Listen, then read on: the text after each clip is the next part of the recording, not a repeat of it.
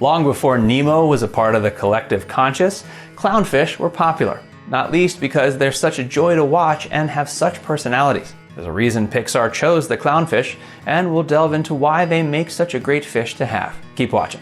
Clownfish behavior. Clownfish are not aggressive fish unless you end up having them run into another species of clownfish different from their own. In that instance, you can expect some fireworks. If you choose to have clownfish, you keep one species only, and that's a golden rule. Clownfish like to inhabit the upper reaches of the tank layers and enjoy some slow-moving currents. If you can provide that, they tend to stake a claim on it and make it their own. Clownfish are noted for being quite weak swimmers with smallish pectoral fins and a wiggle-like swimming action that's quite comical to observe. One of the most important things to consider when having clownfish is their requirement for hiding spaces and an easy way to feed them. They're weak swimmers without a lot of power behind those fins, and their wiggling swimming action demonstrates that quite comically. They will want to feel secure by hiding and need food to be made easily available so they don't have to compete for food supply. If you cater to the needs of your clownfish, you should expect them to live for up to 6 years or so.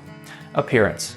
The classic look of the clownfish most folks recognized is the widely popular Nemo-style species of Ocellaris and Percula. These fish have a long body and are gently rounded in the front, moving to trimmer at the rear. The base color is orange and they have 3 wide vertical stripes that are always placed behind the gills in the center and at the bottom of the caudal fin. They grow up to 4 inches in length in general, but some are smaller. All their fins and white striping have black borders, which really enhances their shape and movements in the tank. With a sweet-natured face that looks like it's ready to have a conversation with you over a cup of coffee, clownfish do take some beating in the cuteness stakes. Tank conditions. Clownfish are reef safe, so won't bother any live coral should you have any in your setup. They can get attached to areas of coral though, in the absence of a sea anemone to call home, so be careful to keep an eye out for any over-the-top doting behavior that will annoy the coral polyps. Rocks or fake reef inserts will work well, and they must have hiding places as we mentioned earlier. Open swimming areas should be incorporated. Water changes will need to be weekly and at least 25% changed over. Feeding. Clownfish are generally known for not being too picky when it comes to a meal.